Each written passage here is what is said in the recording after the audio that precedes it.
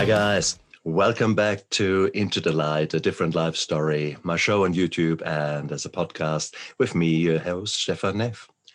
Today I've got Craig Brown with me. Craig is a man who, like me, explored what shall we say, our addictions, our passions in all the wrong ways. We both explored what not to do in our lives. And we both went into depth there. And yeah, it is, we've got probably a lot of stories to tell. But equally, he is a man who completely turned his life around and makes his life today worthwhile living. And he shares his passion. And he shares it through Jesus Christ and his church and his talk, and more importantly, his book. And when I saw the title of the book, Stop Hiding, Start Healing, hell, I knew I needed to have him on the show, because that is what we do as addicts, isn't it? We are hiding. That's our main job. It's 90% of our job description as an alcoholic. So no, I'm so pleased to have you on my show, Craig. Welcome. Thank you so much. It's great to be with you. I know we're going to have a very special time together. Indeed, right. And it's cool because we can actually have fun. We can actually have banter. We can actually be talking honest from our heart. Sure. And that's something which I couldn't do when I was an addict. Yeah. Right. Exactly. I needed drugs, or in my case, actually alcohol. I needed alcohol to really lubricate my tongue. Yeah. And to the end, that was actually quite literal, because in the morning, your mouth was dry like, a badger's arse.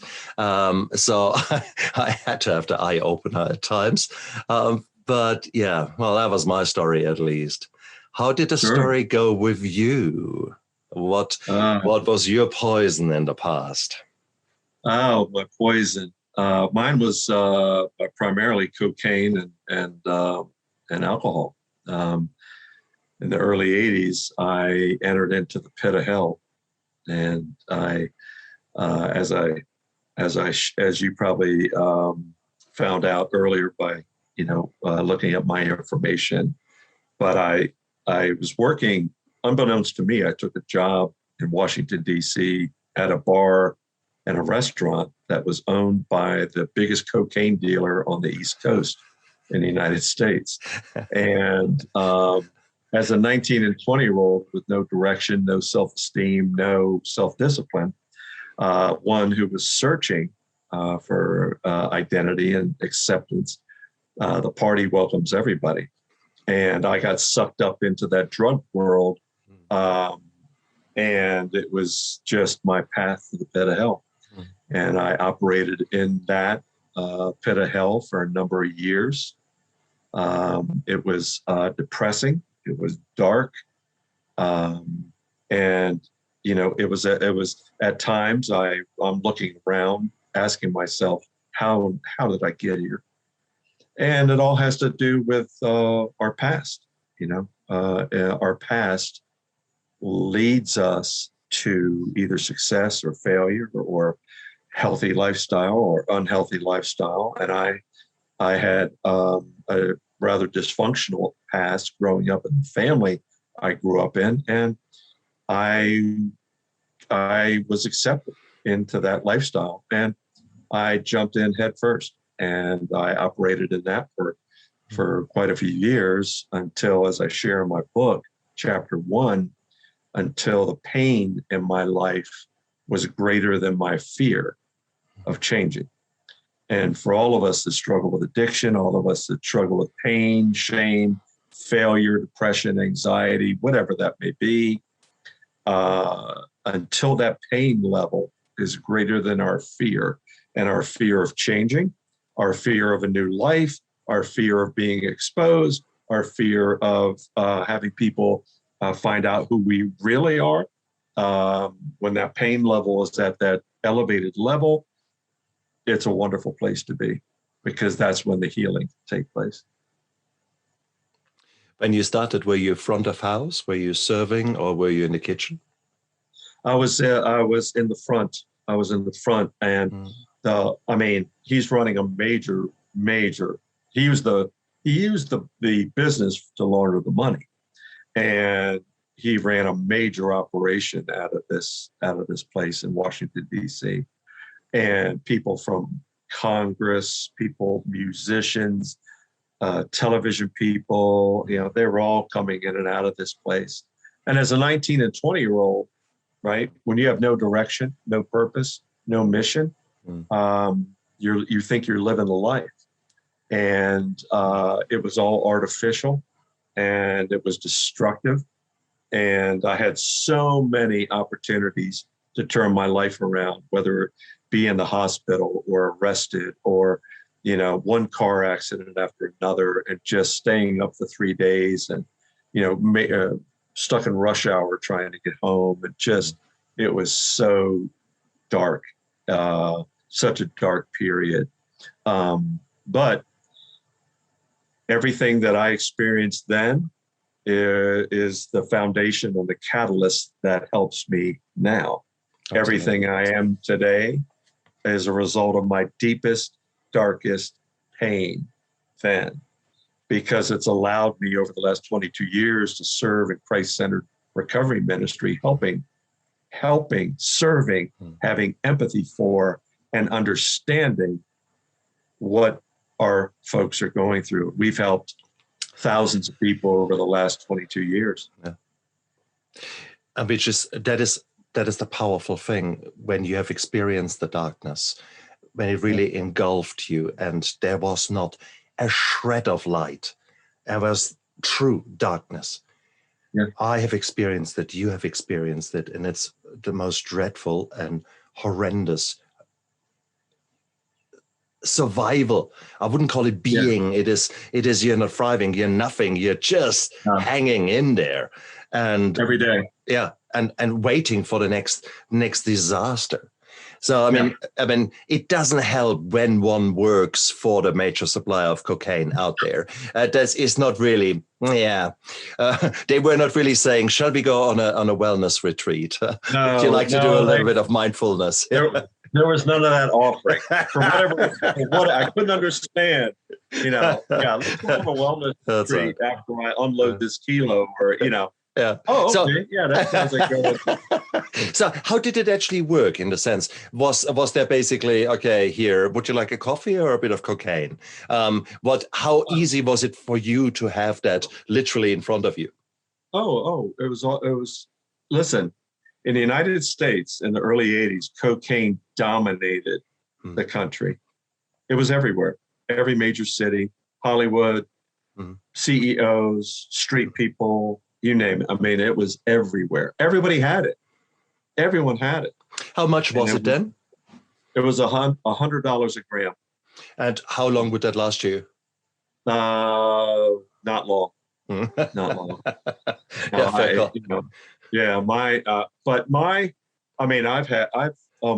I've been associated with people that were dropping, $2,000-$3,000 a week, or it's just horrific, just horrific.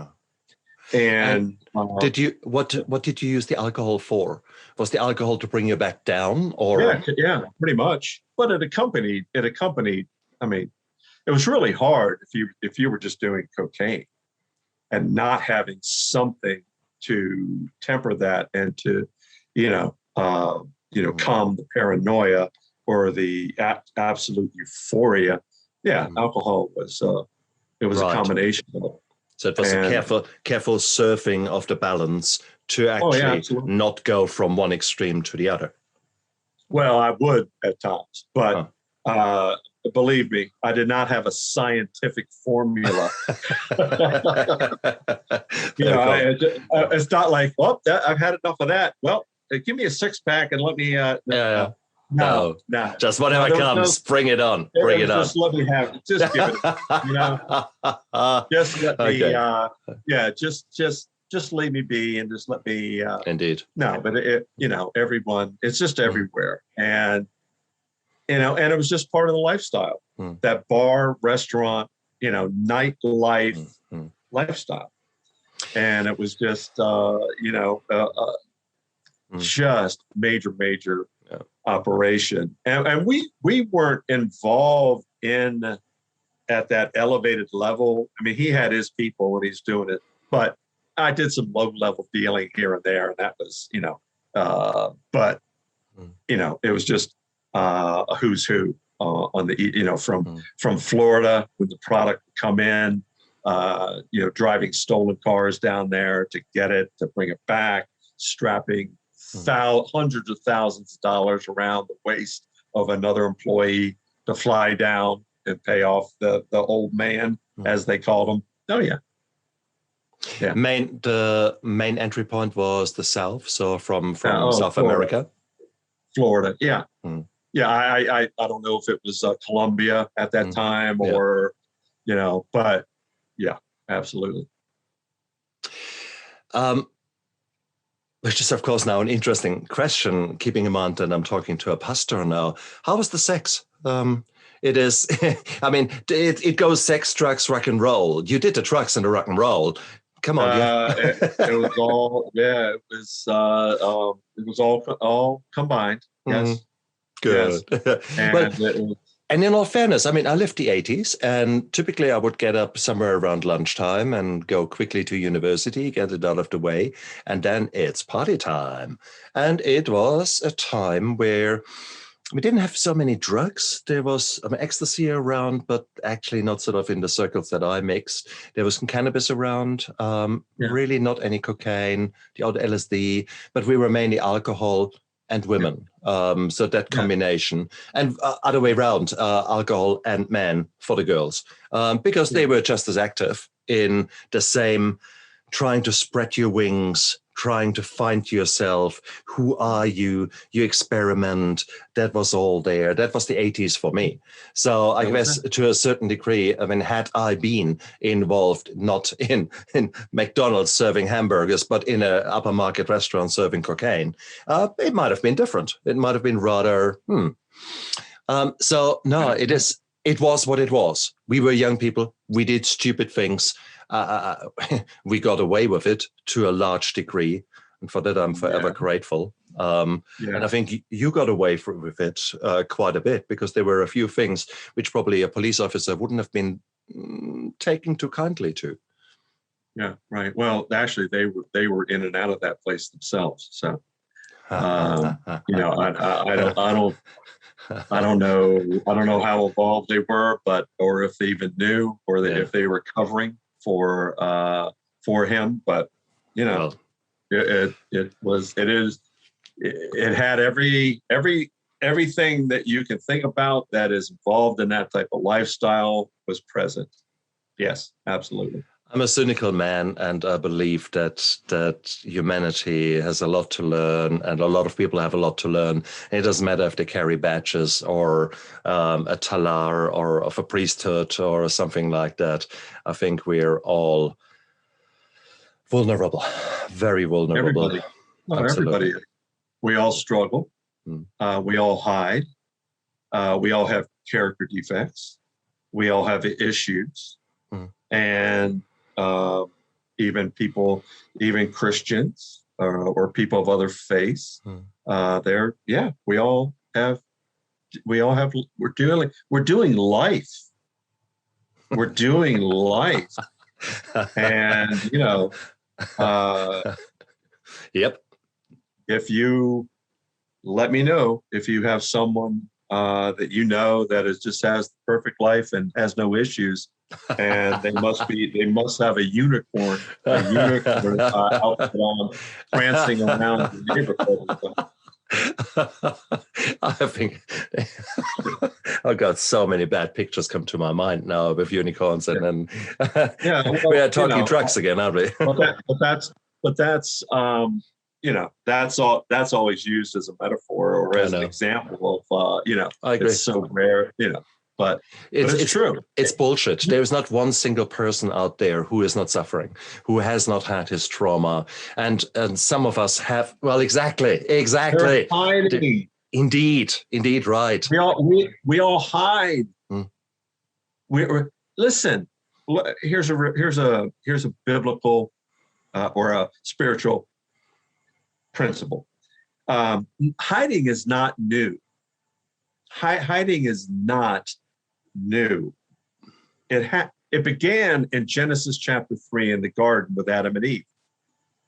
When they were busted, what's the first thing they felt? Shame. They had they had everything at their disposal, everything, and they were given clear instructions. You can have and participate in this beautiful oasis and this beautiful garden. Just don't go to that tree. What do? Go to the tree, right? And the first emotion that they ever felt was shame. And then the second thing they did was they hid themselves and hid from God.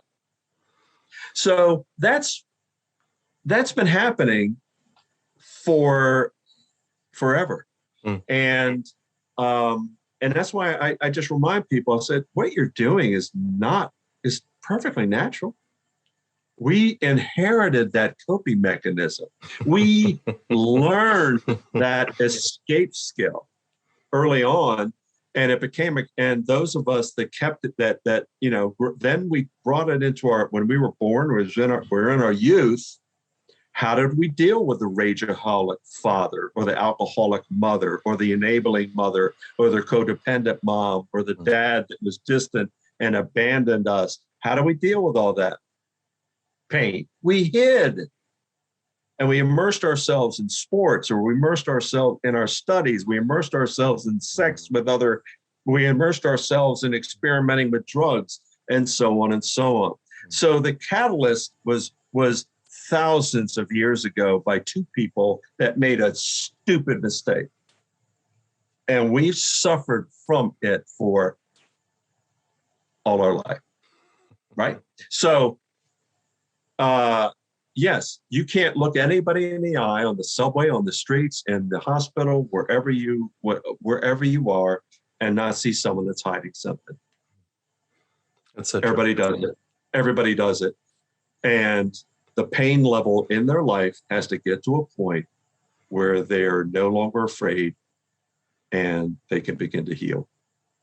They can begin the process of admitting, begin the process of bringing it to the surface and dealing with it. And if more people would do that, this world would be far better off, because I don't know if you've been tracking what's going on in the United States, but it's a complete mess. It's run by 5-year-olds. No, I don't mean to offend the 5-year-olds, but it's run by a ton of 5-year-olds that bicker, and their insecurities and everything is on display in all media. And they are hiding. They are all hiding. There's narcissism, there's unhealthy ego, there's addiction, there is, you name it. There is divorce, there is, oh my gosh. And we suffer from it. Thank you so much for saying it, because you live there. You can say it. If I say it, I'm a bloody foreigner who should stay out of the business of the United States. No, I can say it. I can say it because see, I used to be that. I used to be that. But it's been 36 years and I was set free, and then the last 22 serving in that, environment where I get to see people set free. I get to see really brilliant people who made stupid decisions in their life humble themselves and expose their shame, failure, pain, and turn their entire life around. That's what fuels me. Not just that it happened in my own life, but I get to be on the front row on the battlefield, and I get to see it. And my prayer is, gosh, if it would take over our government, and if anybody would have the sense, to witness to them, oh my gosh. Anyway. No, I had you on a good run there, and I love it. I absolutely love it. You're speaking out of my soul. And I just, whilst you were talking that, I thought, wouldn't it be interesting to do a study on your congressman and do just a psychological study and see how many personality disorders there are, number one. Number two is how many psychopaths and sociopaths we are talking about. And number three, what other mental health disabilities or mental health problems can we pick up in each and every one of them? Oh, that would be a study for, oh, yes, please. I would pay money to read that study. But you see, recovery intimidates their denial. They don't want to, it's so evident just by hearing them talk. And they're so rooted in denial and narcissism. Not all of them. I shouldn't do a blanket statement, but a majority of them, the ones you see on a regular basis, you can. And they think the American people, especially, are just absolutely stupid that we don't see that, and it's so clear. And that comes around to you and I. Right? When we used to have these blind spots and we used to have these character defects and these other things that we were totally clueless of because we were medicating and we could care less. All we cared about was being selfish and taking care of ourselves. That's all we wanted to do was please ourselves. Right? So true, Craig. So true. Yeah, exactly. So you and I, not that we're judging or condemning, but we see in others what we used to be like. There's a nice saying. There's a nice saying. You can't bullshit a bullshitter, and that is exactly what happens to me. Well, as a recovery pastor, I won't use it. I won't phrase it that way. But I know. But sometimes you have to speak the language of your clientele. Yeah. Absolutely. For example, I ran a huge pain clinic in the past, and in this pain clinic, I had 2,000 plus patients. I checked on each and every one of them. How many out of 2,000 do you think did not swear? How many did not swear? Did not swear out of 2,000 people. Not? From all walks of life. From 99% of 1%. 1%. Nope, you're off. One single person did not swear, and that was a pastor. And he's actually a neighbor of mine, for crying out loud. And the guy, despite of what his God decided to do to him, he decided, nope, I will not swear. End of the story. Otherwise, little old ladies, proper gentlemen, you name it, for crying out loud, every single one let rip. So therefore, I think we should give ourselves permission to from now and then be frank and more flowery in our description of our feelings. Yeah, well, I make it a practice to care for people, be a people helper with a balance of grace and truth. Now, the truth is, the Bible is the truth, and I will back that up and be very direct with you. And I've sat with many a guy, and I used to cuss like oh, you wouldn't recognize me. But I gave it up 29 years ago. You know why?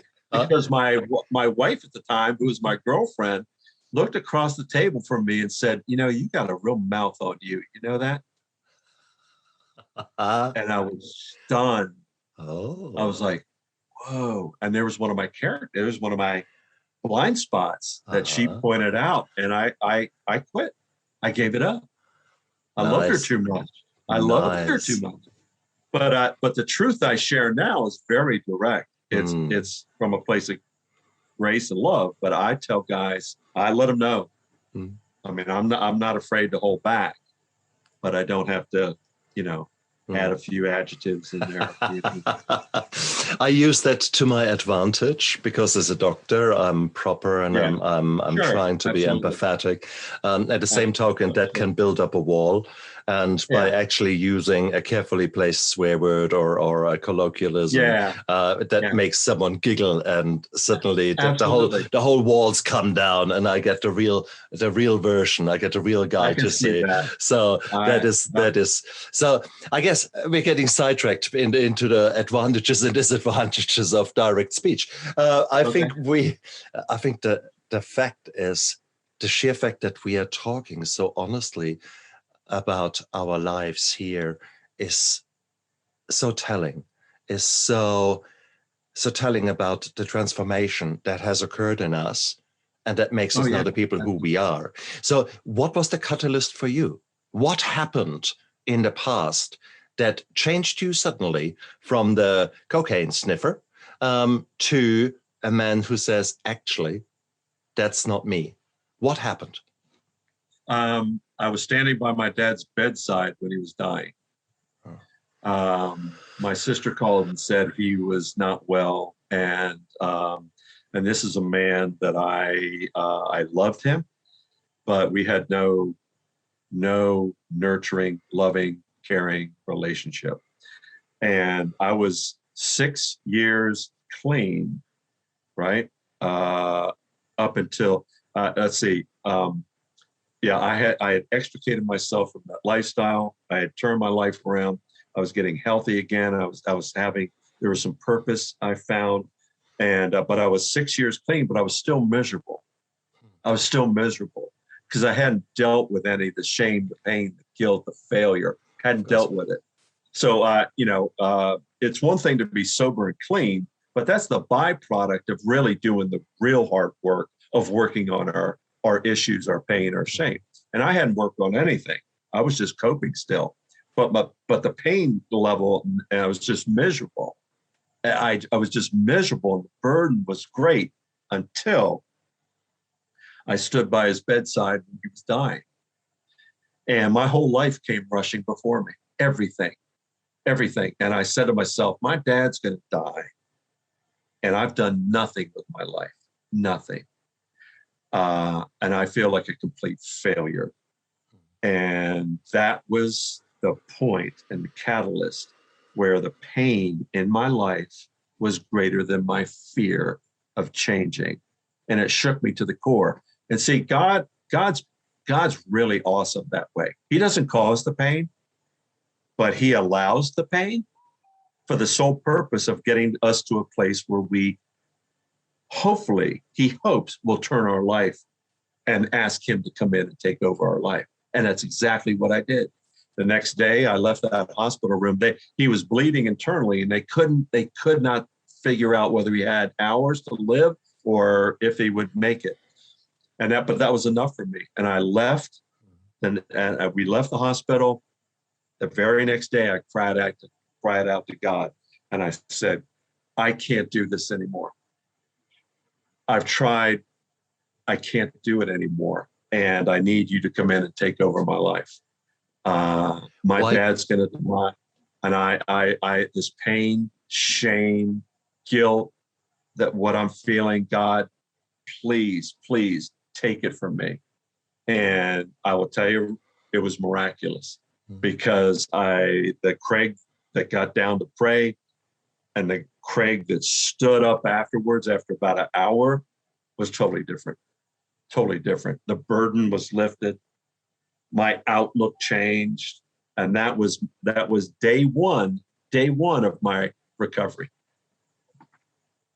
A higher power greater than myself I asked to take over my life because I tried to control it, try to manipulate it, try to hide it. And I was so tired, Stefan. I was so tired and worn out. I couldn't do it anymore. And it was being brought to the bedside of someone that I longed to have a relationship with that shook me to the core. And that changed my life forever.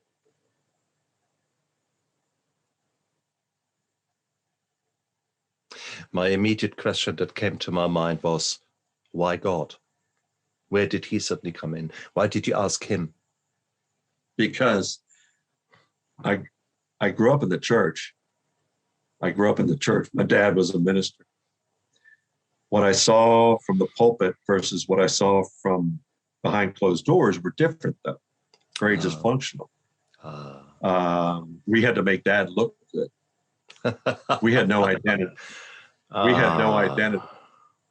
We had no identity. My mom enabled and made sure the kids, my sisters, and I made sure our dad looked good. Father Brown had to look good. Don't you ever mess up. Don't let me catch you doing something bad.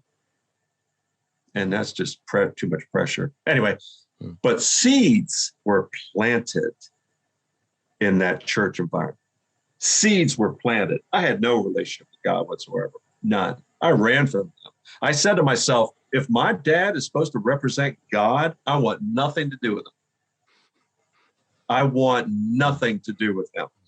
So when I ran off and got off to college and dropped out and went to the party instead of going, I should have played college basketball, and I came back home and then I got into the pit of hell and all that.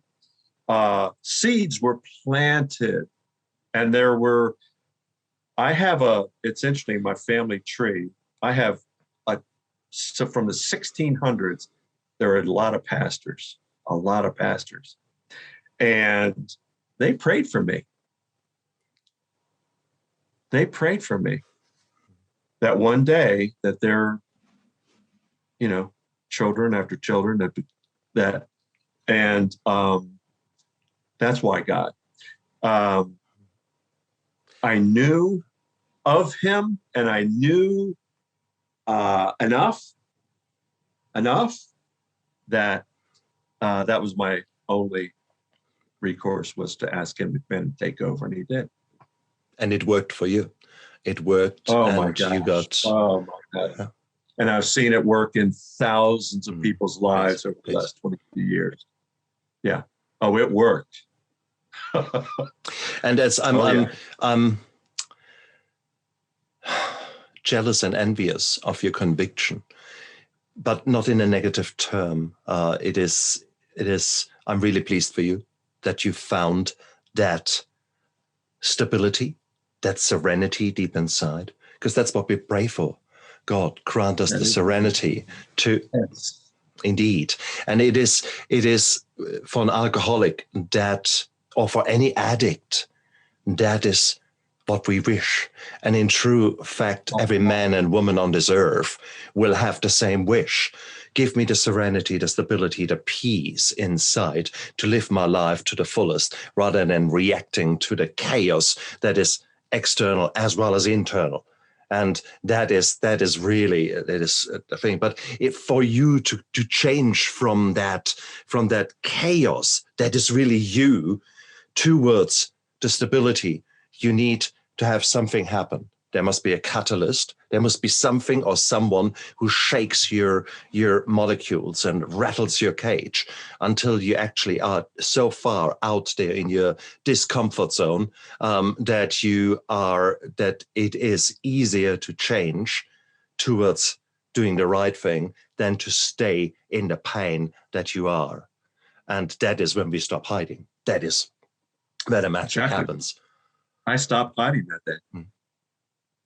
I stopped hiding and I started healing. And what were the first steps? You had this kind of revelation. You suddenly felt that there was some way out. You felt that there is light somewhere. Someone has put a little candle into the darkness for you. What were your next steps? I just immersed myself in the Bible. I immersed myself in, we found a Bible teaching church. I found safe people. I found trusted people, people that I could share my deepest secrets with. And it was like unleashing, it was like just an overflow of pent up pain, shame, guilt, and emotion. And my pastor, who was a dear friend, he was one of the first. 29 years ago, 29, where he listened. He listened. You see, you and I were surrounded by a bunch of people that wanted to fix us. And people can't fix people. And that's why we held them at bay. Get away from me. I'll do this on my own. Right. But that was all gone. No, that was no longer me. But I found someone that loved me unconditionally and accepted me for who all my stuff. And he asked me some questions that cracked open the door, and we were at lunch, and I just started bawling. I couldn't even finish my lunch. I just started, and it was the first of many opportunities for me to begin to verbally confess and share. And the other was with my now wife. She's one of the first women I trusted. First, she was different. She saw through into my heart. She saw the man she saw the future me, really, without me even realizing it myself, and I trusted her. And we've been together we just celebrated 28 years of marriage and have 3 beautiful sons. And the Lord placed her in my life at the right time. She was in the hospital that day with me when I was standing by my dad's bedside. We were dating. She's seen everything, and and when you surround yourself with people that you trust and people that are, and I cannot put enough emphasis on safe people. There are a lot of people that mean well, but I've always made it a practice to never take advice from someone more messed up than I am. Touche. And there are a hell of a lot of them out there. You're quite right. Oh, yes. Oh, yes. Yeah. And they're not as hard to find, if your listeners are really, they're not as hard to find as one would think. Because we talk ourselves out of it before we even try to locate that woman for the woman or the man for the man to be able to, to share. I'm a firm believer just being able to share. I'm sure you've done your inventory. You do your inventory. You work your steps. You have someone that cares for you, that is supporting you and pushing you and telling you when to pull back and when to let's speed it up a little.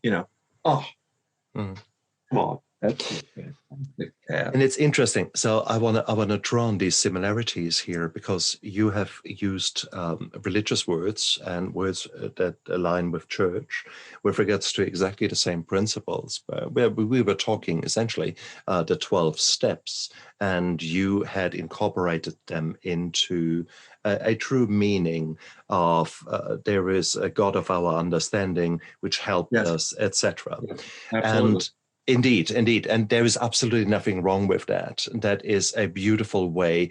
And if you guys out there, if you have found Jesus Christ and it's now time for you to actually change tack and maybe turn your life around, then here is a solution. Here's a solution that was created in the 1930s when the focus was on God, and where it was all it is beautiful. So that there is a beautiful message there. And for those of you already on that path, congratulations. That might be one thing. There might be others out there, however, who are clearly not into God.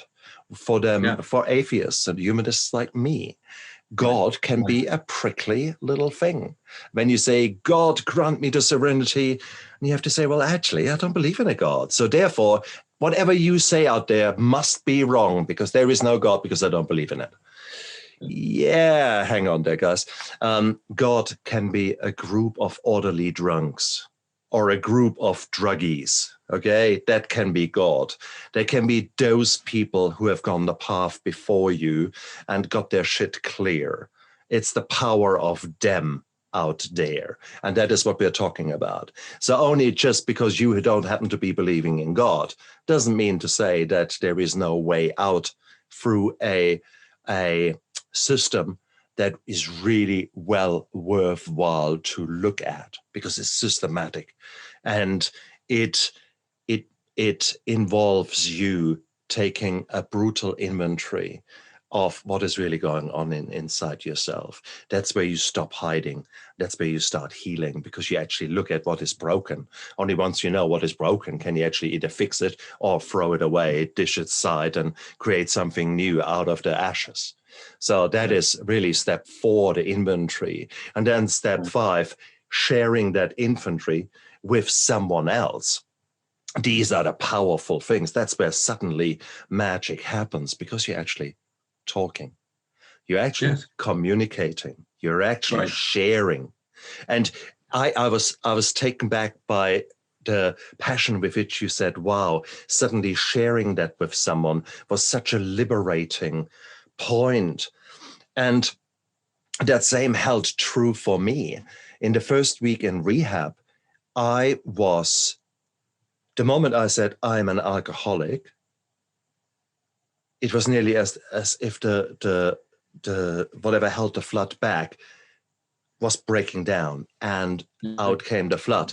And for me, it was important because I had much of my resentment came from my position as a doctor and things that I perceived wrong, yet I couldn't speak out. I felt I can't say a thing because I'm gagged as a doctor to speak out against the institutions for which I work and which pay me. And so there I am. And here I was suddenly in that safe environment with safe people where I could suddenly sing from the top of my voice. My God, they couldn't shut me up for a week. And that was, and of course, I was ranting about the things that I saw as the reasons for my pain. Needless to say, that changed quickly after about a week or so. They had dealt with that little distraction. And now let's talk about you, Stefan. But we need to talk about them. They did that to me, and that's the reason I had to drink 2 bottles of vodka a day. And no, let's talk about you, shall we? And that's where the healing started. And that's where I started suddenly peeling away the rotten onion layers one by one and actually exposing the pus in me.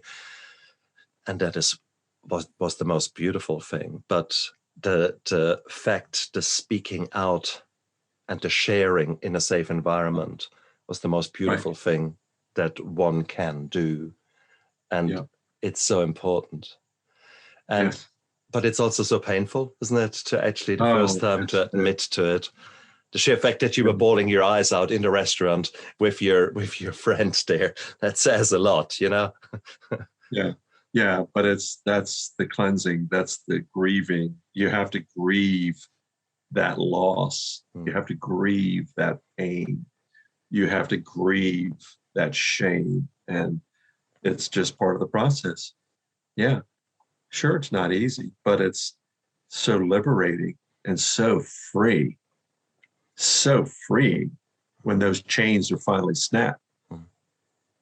And the scales come off, and like you mentioned, the layers begin to pull back, and it's about developing that self-awareness that we were so unaware of, right?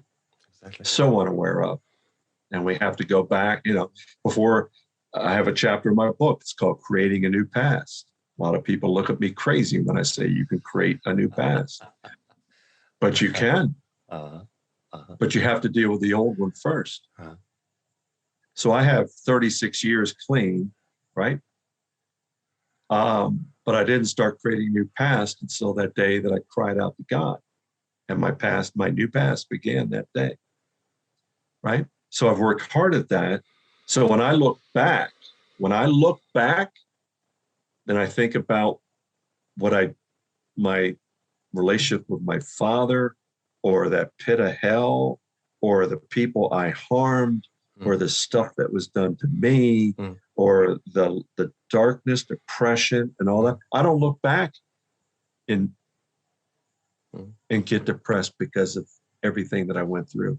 I look back now because of the hope, the change, the grace in my life that I was given, the new start to my life.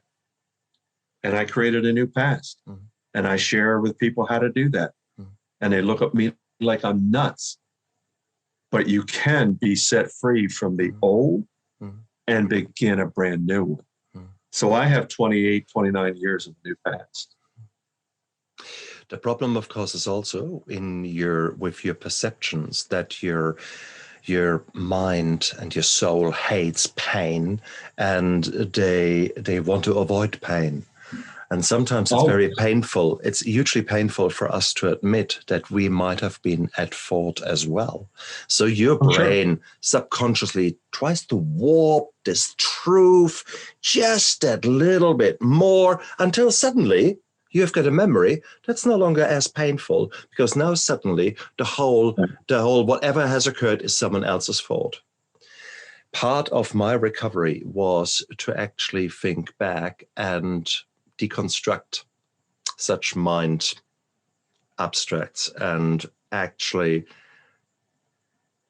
take a good hard look and see how much I was involved in some of the events there. And funnily enough, when you do that, you actually have to admit, damn. So you're rewriting the past quite literally, because yes, you are. Yeah.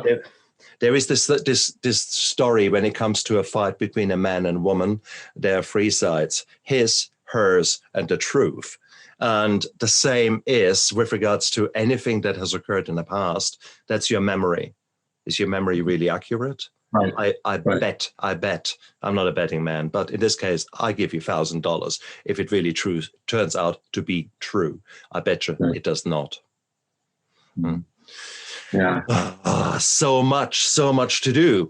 And you had your awakening literally there at the bedside of your father, and then had the awakening later on, where then things again changed and you actually became more outspoken and became truly a pastor. I mean, you were seeking salvation, for the lack of a better word, to start off with. And then suddenly something occurred to you that you actually said, you know what, I want to be a mouthpiece for God, of God. How did that come about? What changed then? Well, without even making the effort, God started bringing men to me to minister to and to help. Right. And he'll do that. You see, when you have the capacity to care for someone, and he has seen what has transpired, what has transformed your own life, then he needs help. And boy, does he need a lot of help. And so I was getting healthy, and I was healing mentally, emotionally, spiritually, and physically. And as a result, I began to have relationships with guys that were really struggling. And I just started caring for them and helping them and being there for them.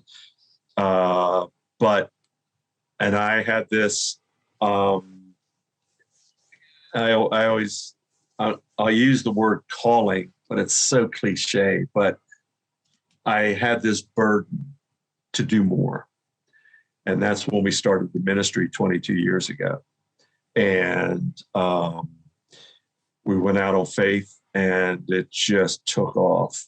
And see, the church hasn't done a really good job of caring for people that struggle with addiction and other things. Amen. The church is more inclined to point to other resources, and to a degree to punish. and to a degree to give you shame and guilt. Certainly some subsets of the church, i.e. Catholic Church, etc. Well, yeah, yeah. When I say that, and it's a couple things. Recovery intimidates the denial of pastors. Recovery intimidates the denial of people. Pastors struggle as well. Church people struggle as well, but it intimidates their denial. So they'll go and operate, and But yeah, there are. I can't name any, but I just can imagine that the types of places where it's sin, condemnation, you're just get out, turn your life around. Don't even approach me with that type of stuff, man, because I'm about grace, mercy, love, acceptance, come as you are. So many places are about abstinence before you could ever get help. Please, you come as you are, and let's in the environment alone, and the love alone, and the structure alone, and the empathy alone, and people that have been to the pit of hell and back are there. Just get in that environment. And I see sobriety and abstinence as the byproduct of doing the work. Start doing the work. Don't be so myopic that you're just trying to get another day or another week or another. That will happen.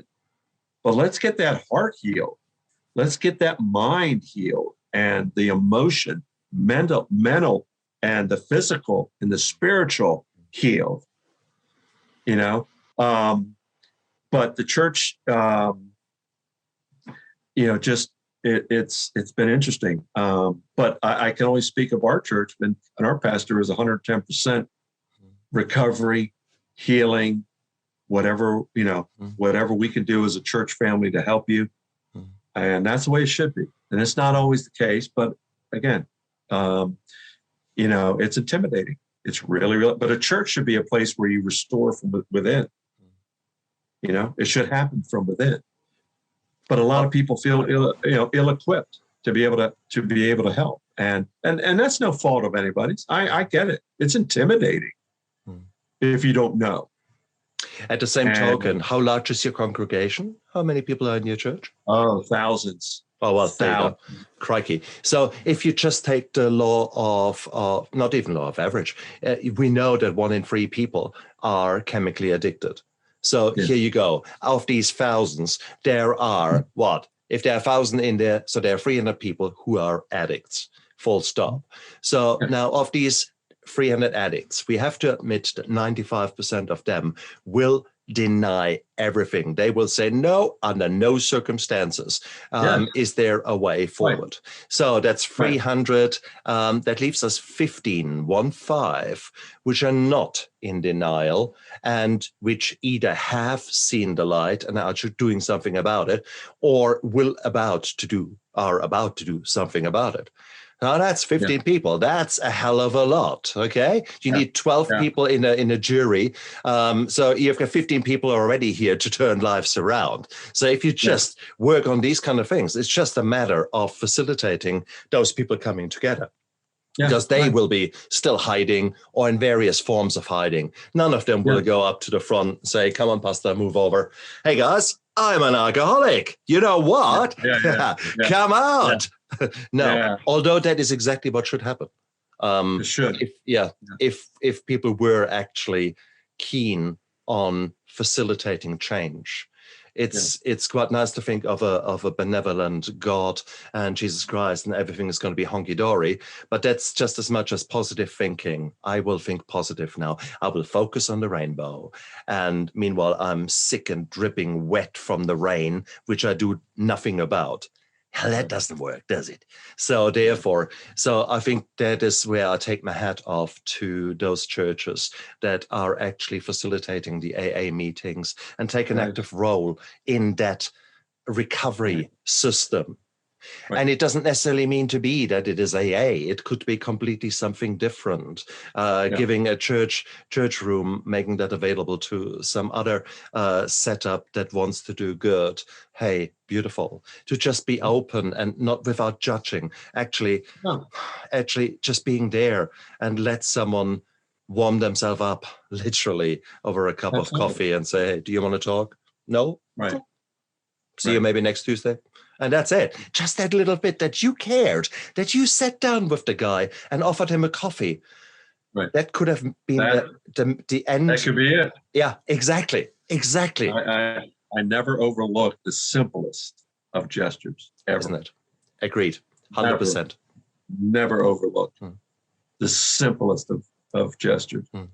Yeah. And guys out there, who says that you cannot do something similar? Who says, if you're still in the depth of your addiction, that you cannot maybe make yourself available to receive such a gesture? Because if you never turn up in such a meeting, then, well, it's very unlikely that anyone will try to break down your door and come in to offer you a cup of coffee. It's unlikely. So it doesn't happen very often. Doesn't happen exactly.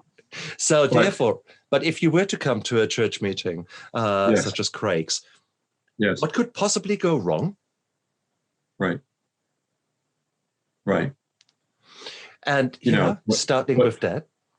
Yeah. Well, and we never ever underestimate one's experience with former religious or church experience, or we never underestimate. There are a lot of barriers. You and I both know there are a ton of barriers in our way. And it's just about having that courage to walk in that first night. And I commend anybody that walks in that first night. But you know what? It's that isolation and the identity, that identity of being a failure or being full of shame or taking on the identity. You see, it's you did it and I did it, and there may be some of your listeners, struggling with that now. But it's natural for us to take on the identity of pain, shame, failure, never make it, never do anything with our life. It's just going to keep hiding. That's the identity and it's a comfort zone. Believe it or not, as painful as it is, but it's all we know. It's all because we're too afraid of the other. But when they can break out of that isolation and that bondage and that identity and step into, just give it a shot. Exactly. Give it a shot. Step into that environment where there are safe people and people that are where you are or where you've been or a few steps ahead of you that are there to accept you for who you are. See, and people have perceptions that the church is about condemnation or God is about condemnation. And he's not. He's not. He's about love. Because all of us were beautifully and wonderfully made, right? And the Bible says in his image. So we all have, based on our past, our pain, our experiences, and we have choices, beautiful gift of choice. And my prayer is for anybody that might be listening, that make that choice, have that courage to step into that freeing, loving, caring environment. And you'll be glad you did. Absolutely. 100% agreed. Guys, you would be silly not to take advantage of something like that if this was, for example, in your hometown. Yeah. Nowadays, there might be social isolation and distance isolation, so you might not be able to get to anything. Right. Nowadays, there are Zoom meetings. There are places that you can tap into. Exactly. Yeah. So there is no real excuse anymore for you not to accept the help that is out there. And you might say, no, I've been to that church. It was a disaster. I hated it. Religion is not for me. That's the same as if you say, well, I've dated one man and he was an asshole. So therefore, I will never, ever date again. Okay? That's it. No more men. That's it. Christianity, I don't care. I had one church. It doesn't really work like that. The other thing I want to, sorry, the other thing, Craig, I wanted to say again and again and again is, it is the AA says God of your understanding. So if your God is Allah, or if you're a Sikh, or if you're any kind of other naturalistic religion, it does make no bloody difference, okay? That is, too many Muslims are drinking and are suffering from it with the same shame and guilt, etc. It does not matter a blind bit. So therefore, please do not get sidetracked with this God thing.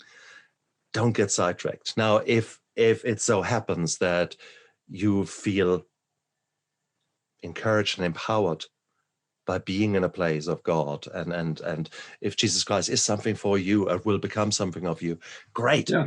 If not, use the resources that are there, use the help that is there, because these are people, regardless how they got to that point. Greg, you came through religion. I came through a science approach. I went through a Gnostic 12-step program, and it was absolutely fine. It's still the same endpoint. There are people who have beaten our demons. We have beaten the darkness. We've beaten the stupid us in the past. We kept that at bay now, and we live a life so full. And that is really what you want, guys. That's why you listened for the last hour to this interview. That's why you've listened and watched other interviews with me, because it's that passion. This is not saccharine bullshit. This is me being honest. This is me living my life to the maximum right now in this second, because I've been in such dark places. Now, thanks, forget that. Now it's time to share that. And that's what is beautiful. And I invite you all on that path. And how you get there, I don't know. For Craig, when you listen to Craig's interview and you think, wow, this is exactly it. Well, there's your answer. So, Craig, if people get really fired up and actually say, well, I want to know more about this Greg Brown guy. First of all, show us your book again. Come on, that is a damn good starting point here. Stop hiding, start healing. Okay, Greg Brown, there it is. You would be stupid not to buy it. If today was really, if you watched this interview this long, you might as well buy his book. And whilst you're there, by the time this video airs, my second edition of my Steps to Sobriety is called Steps to Sobriety, will be out for publication, out for you to buy. So go out there, 2 books, it's nice. It's a balance. You've got 2 hands, 2 books, absolutely. 2 eyes, so buy 2 books. And go out there. And you can read 2 books at a time. I want to meet that person. Touche. So start with one and then go to the other and compare. Yeah. Do it this way. Yeah, exactly. I think the point is there is help out there. And Greg, you have written your book, and you're basically, where is your congregation actually? In which part? It's in Maryland, right outside of Washington, D.C. Right. And like out of interesting, is the old restaurant still active? No. Just checking. No. No. It's funny. You know what? You mentioned McDonald's earlier on. Yeah. I think the space turned into a McDonald's. so they're serving burgers and fries. That's right. Yeah.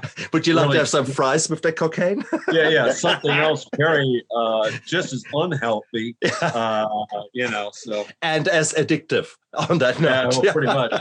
Yeah. Sorry, I had to ask that question. It just came to me. No. Yeah. But nope, it's not there. Not there. Great. But I would to your listeners, if they ever wanted to, get in touch with me, they're more than happy to reach out, and I'll be your friend. I'll tell you that right now. And someone that has an abundance of empathy, an abundance of understanding, and acceptance. Mm-hmm. If you wanted to reach out, totally up to you. But I would welcome a call or a direct message on Facebook or an email or whatever. Yeah. Guys, check down there. I have put the information of Craig into the description of this video and of this podcast. So just go straight there and say hello. Don't even think. Just if you want to, if you've got the feeling, would be good to say, click it. Yeah. But first, you need to come down there. You need to. Sorry, no. Wait. There's one little step in between. There's this little subscribe button. So whilst your mouse is hovering down, you press that subscribe button so that you hear other interviews of fantastic guests such as Craig.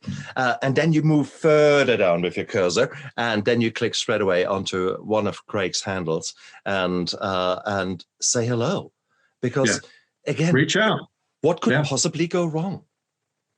Exactly. You already heard my voice. You know what I look like. I hope I'm not scary. So I've been there, and I understand if you so choose. But it's your choice. It's everybody's choice. Yeah.